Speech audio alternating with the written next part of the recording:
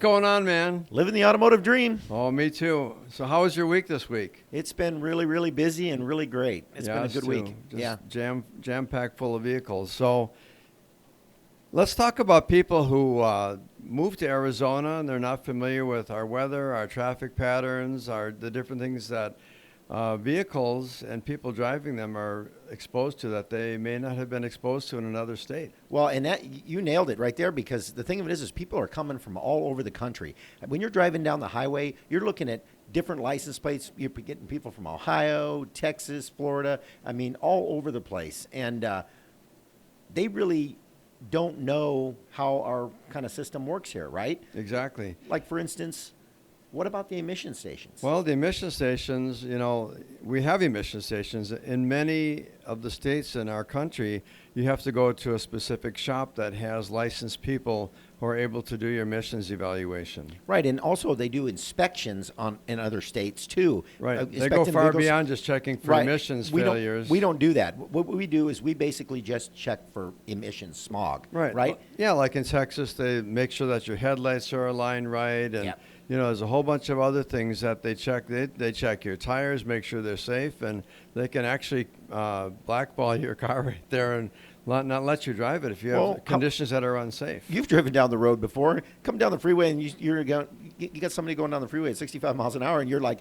that car shouldn't be going 65 miles an hour. You're just watching it. That thing's shaking all over the road, right? Exactly. So I mean, they make mandates where the people actually have to fix their cars before they will renew their sticker for the next year or Well, two. and let's talk about Arizona, though. Arizona, what you have to do, and it's not all of Arizona, it's mainly down in the city, right? Because up in Flagstaff and some of the higher elevations, they don't have to go through emissions. They don't have any emissions testing up there. That's correct. The populations are way lower. There's, not as extreme of, heat and cold conditions. I don't know if that has any bearing necessarily on emissions, because your car can emit bad emissions or good emissions regardless of whether what the temperature is. Well, and how many calls do you guys get? I know we get a bunch of them where people have come here from another state saying, "Hey, I need to get my car emissions tested." Or smogged. Yeah, smog's a big word. Because California does a lot of that, right? Yeah. And so what they do is they call us and they want us to do it. Well, in Arizona, or in Phoenix, I should say,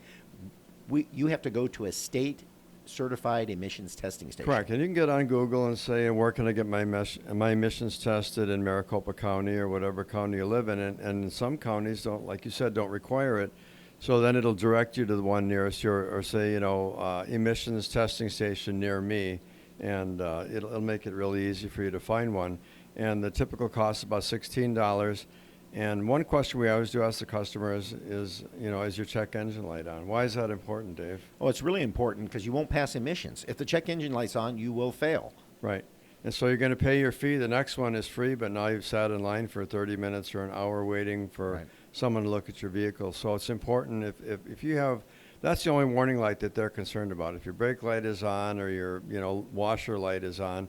But if you know what your check engine light looks like, that little orange picture of a motor, looks like a square helicopter on some cars. But if that light's on, then you don't want to go to emissions. You need to go and have someone check your car out and find out why that light is on and get the repair done. Well, and there's also a misunderstanding with that, too. Some people think, well, if I go in there and clear all the codes out, I can drive it right down there and pass. Wrong. The minute they plug it in, they can see all of the systems haven't passed. It says not ready, not ready, not ready. And if it's not ready, then it's not ready, and they're going to fail you anyway. And you're still going to pay the money because you got in line, and they're going to charge you, and then you got to drive your car through what we call a drive cycle. What's that all about? Well, the drive cycle, it's different for a lot of different cars. Some of the cars we can do in the base. We can actually trip the scanner to make those monitors run.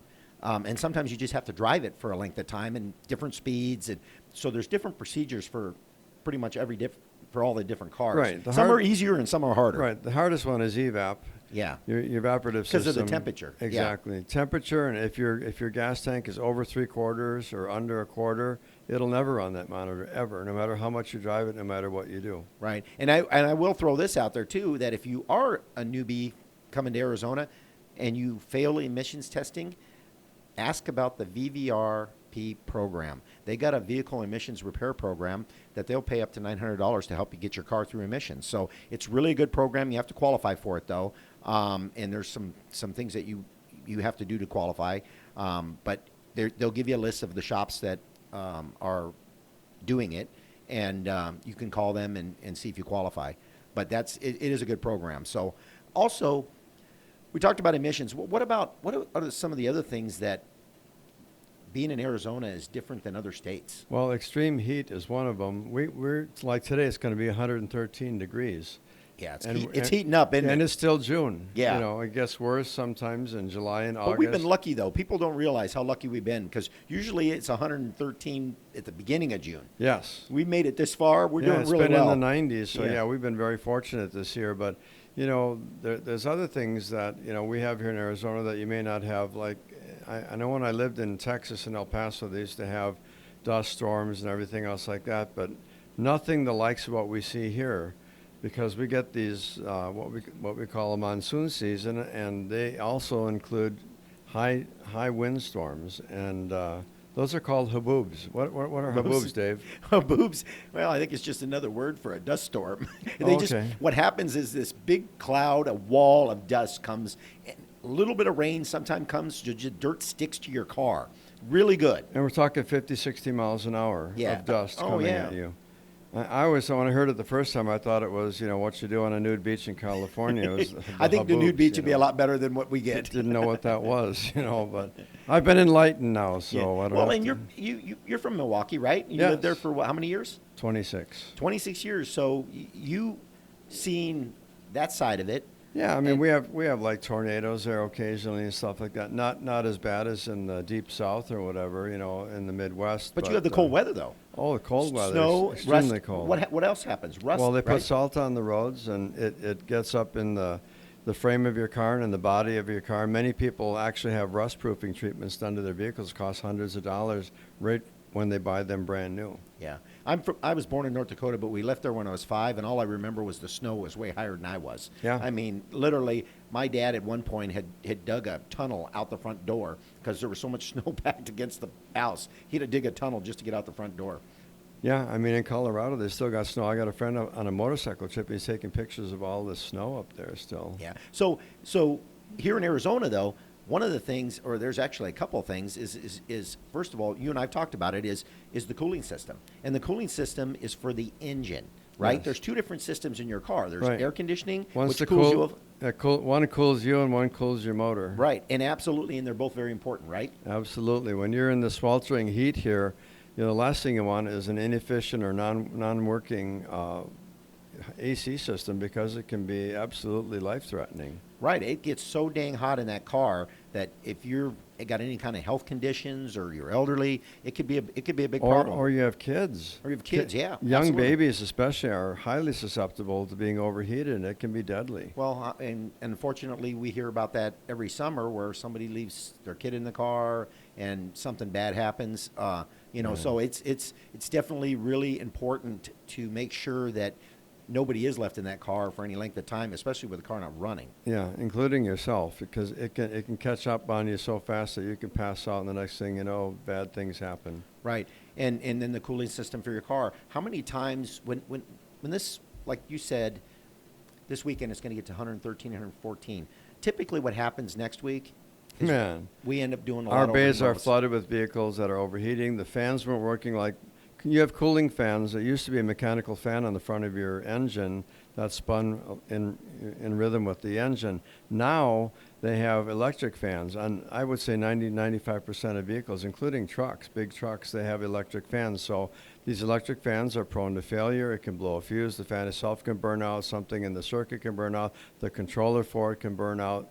So when that fan isn't working at all, or it's working inefficiently, if you have dual fans, which most of the sedans have, one of those fans, you know, is a booster fan that makes your air conditioning more efficient, but it also cools the engine. But really, the end result of having these kind of catastrophic things happen is replacing the fan is probably, what would you say, $500-800 to replace the fans? In most cases, yeah. But the damage it does when they quit, if you're driving down the road and you end up having a coolant leak or hose blow, chances are you're not going to be able to pull her fast enough before you did engine damage. That's correct. And then what we end up doing is head gaskets, and then it turns. Those run into the thousands of dollars, Right, depending then- on what kind of motor yeah, you right, have. absolutely. And They'll- sometimes it's engine replacement. Sometimes you drive too far, it gets so bad you lose compression and never comes back. Right, absolutely. Your So engine shot. that's the bad part about it is something minor, hose blowing, something that could be fixed for maybe a couple $100 now turns into thousands, like you Right. said. So preventative maintenance, and that's what, both of us preach at our shops. We believe so deeply in making, it's not because we want to make extra money. We're actually saving you money, because Dave just talked about the thousands that it costs to have a catastrophic event. And so our whole proposition here is to eliminate those things, to reduce them to near zero, so that you don't have those catastrophic events, especially if you're going on a trip, you got your family, your kids in the back, and all of a sudden your vehicle overheats. And okay, so you take it to the shop and say, well, it's going to be several days before we can even get to it, or it's going to be several days before we can finish repair. It destroys your vacation. Well, and the other thing is I know you run your business like I do, Glenn. You want your business a schedule-based business, not a reactive-based business. And Right. and what happens is when your car breaks down, then it turns into a reactive-based business. Now you need your car back. You got a lot of things going on, and we don't want to inconvenience you any more than we have to. So if we can schedule your car in and do the maintenance on it to prevent that from happening, that's really our goal. Awesome. So the next thing is, we talk about tires. People, as long as they're round and black, they're okay, But, tires are a big deal, especially in high heat or in rain. If you have poor tread, if tread depth on your tires, what can happen, Dave? Well, they can separate. The tire can separate, or you don't get good contact with the road. You definitely, if the tires are bald or worn out. What do you know about being bald? I know a lot about being bald. That's a good thing, man. So, if you're driving down the road and it starts to rain, well, it doesn't rain here that much. So guess what happens? All that oil gets lifted off of the road, and then pretty soon you're not going to have really good traction. Right. And you could slide. And also the grooves in the tires actually displace and push the water away from the center of the tire, so you have more contact with the road. So if you have poor tread depth, the less water washes away. The longer your stopping distances or whatever it is, you can. Dave talked about hydroplaning. That's literally where you're like skiing almost on an ice patch. Right, and it's no matter what you do, you turn in the wheel, whatever, you're just sliding, you're just hydroplaning, and it's kind of a scary thing. So And it can be lethal. What's that? It can kill you. Oh yeah, absolutely. But here's the other side of the coin on that is that you want to make sure that your tires are not cracking, because that's a problem we have here. After 5 years, you need to take a really good look at your tires to make sure. And there's a date code right on the side of the tire, right, Glenn? Absolutely. There's the Department of Transportation requires that every tire that's sold in our country has what they call a DOT date on it. So you look at the date, and if you don't know how to read it, take it to a shop, and they'll be able to tell you how old your tires are.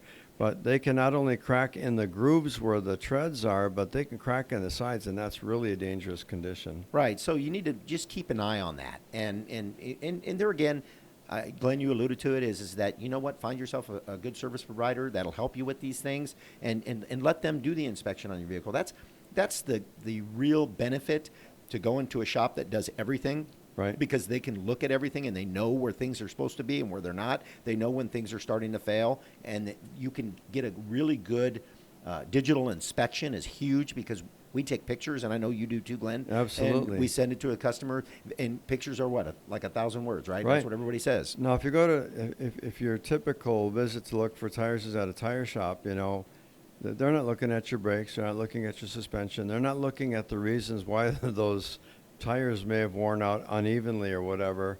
You may need an alignment. You may need some, suspension components replaced, because as those tires are not sitting flat and forward facing on the road, starts to wear the edges of the tires.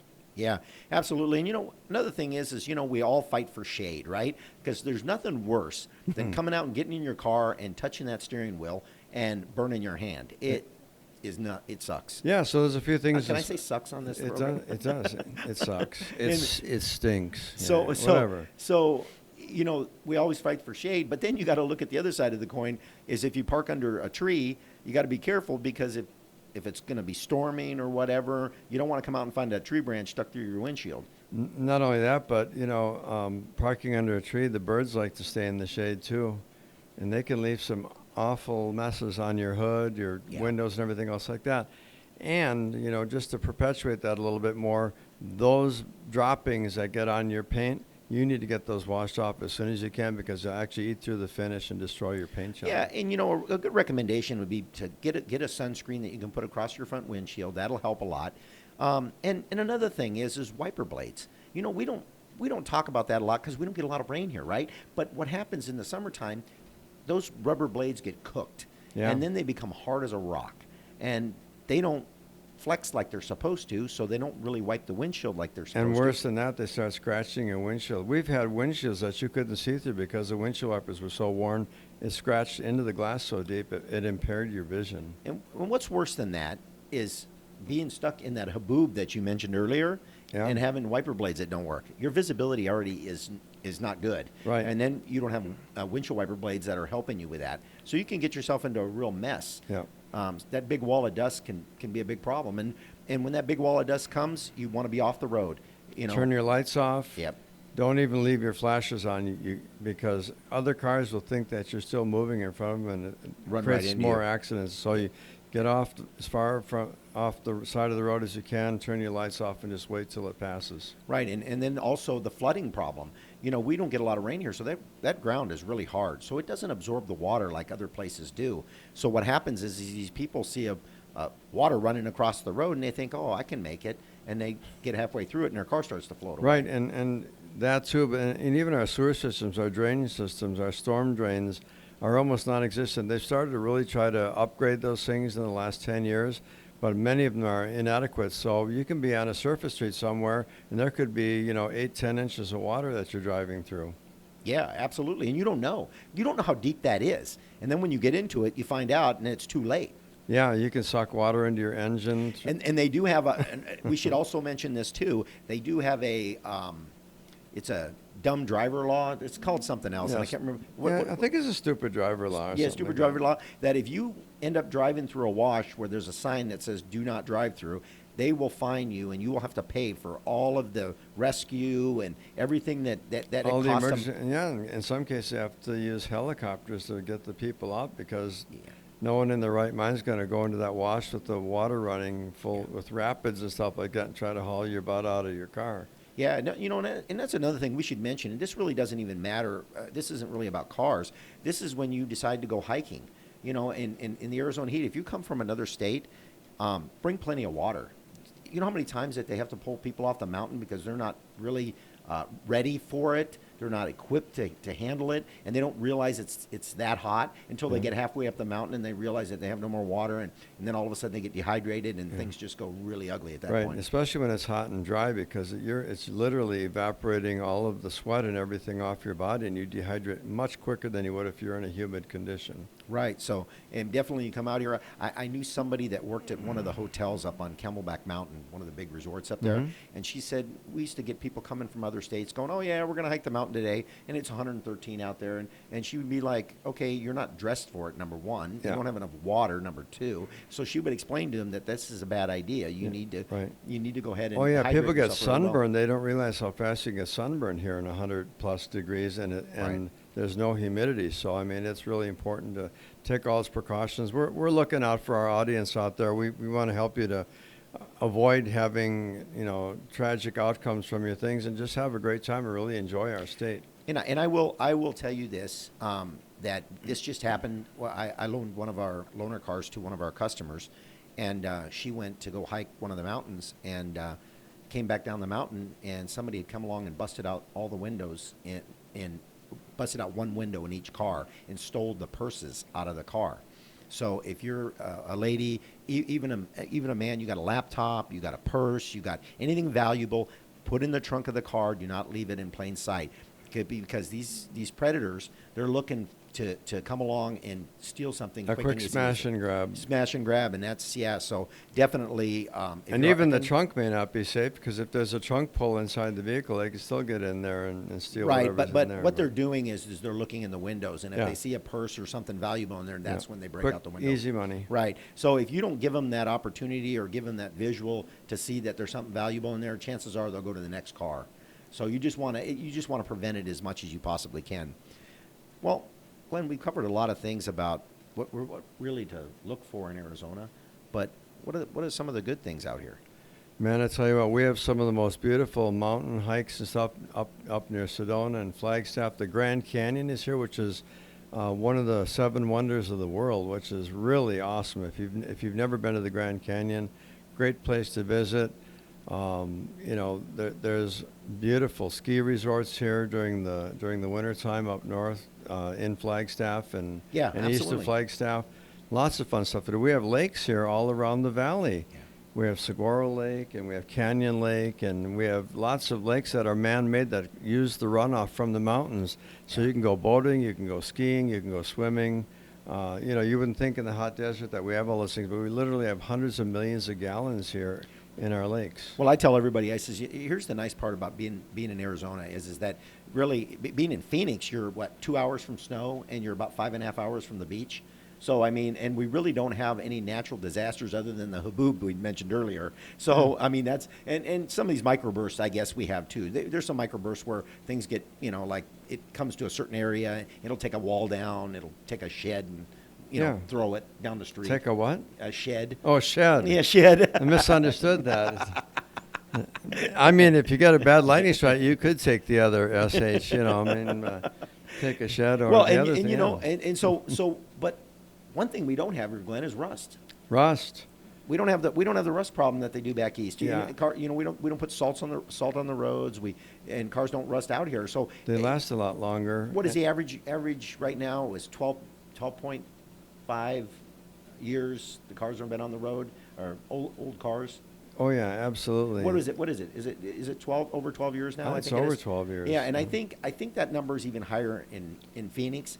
In Arizona, I think it's higher because our cars don't rust out. So they're taking a national number, but I think if you were to take Arizona, and I know you guys work on 20-year-old cars, and I work on 20-year-old cars. Yeah, all of our vehicles that, I would say an average of the vehicles that we see, I would say the average is over 100,000 miles, and some have 200,000 and 300,000 miles. Oh, easy. Easy. They still look great. Yeah, the paint may be a little faded, but, the cars are still in great running condition if they've serviced them the well. paint fades a little bit, and I guess that's another one of the things you got to be cautious of. Put some wax on that. Yeah. Wax your car and make sure and now they've got the ceramic coatings and stuff like that. You can put stuff on your car to protect your paint from this heat. Absolutely, and you can make them last for decades. Yeah, and then but one thing, like I said, we don't have the rust here. We don't have big snowstorms. Well, up north, I guess we do, but down here we really don't. They had 169 inches of snow up in Flagstaff this year. Yeah, this was a record. This was a cold winter. Well, and also too.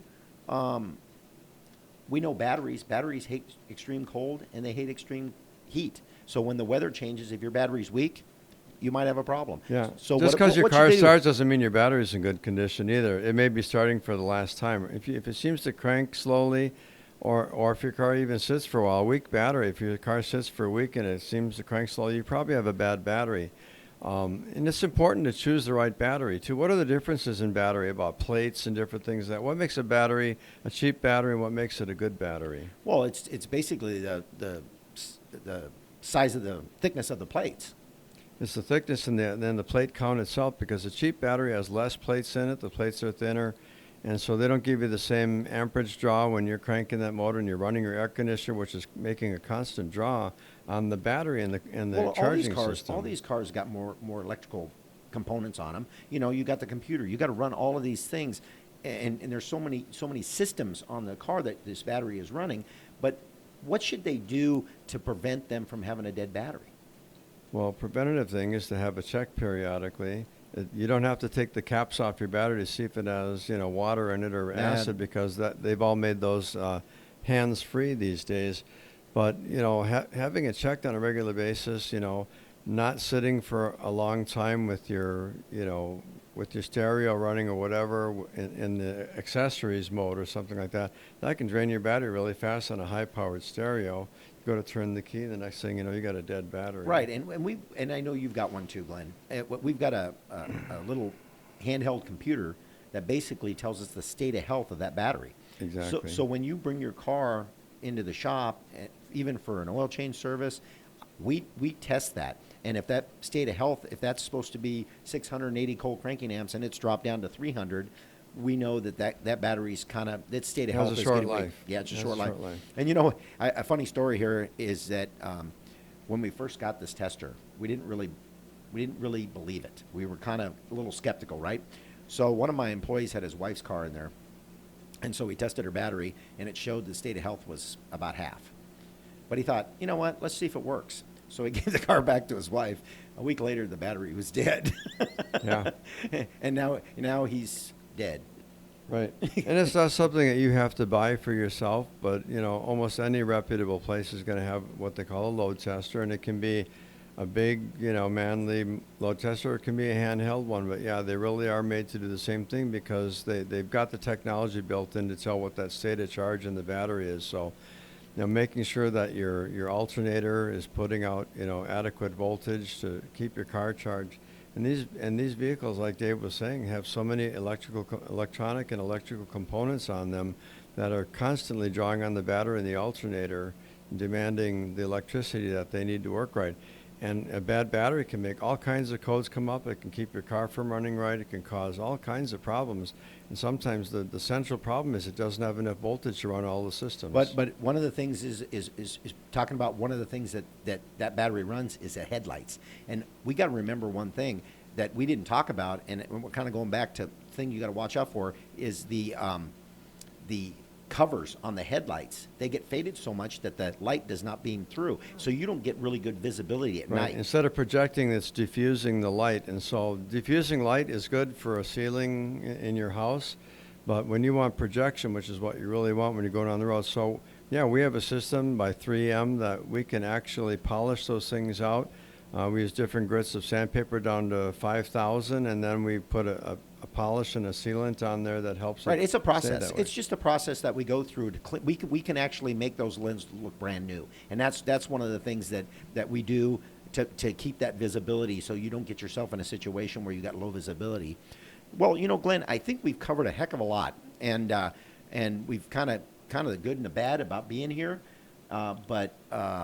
We love Arizona, though. We love I really Arizona, do. and I will never move back to Wisconsin or a cold I wouldn't move climate back to anymore. North Dakota either. No There's no way. way. So I hope these tips really help the new people out here, and maybe even some of the people who've been here a while. I hope it helps you a lot, and it was good to see you again. And Great to see you, Dave. And remember, folks, ignorance isn't bliss. It's just ignorance. that's Glenn's tagline.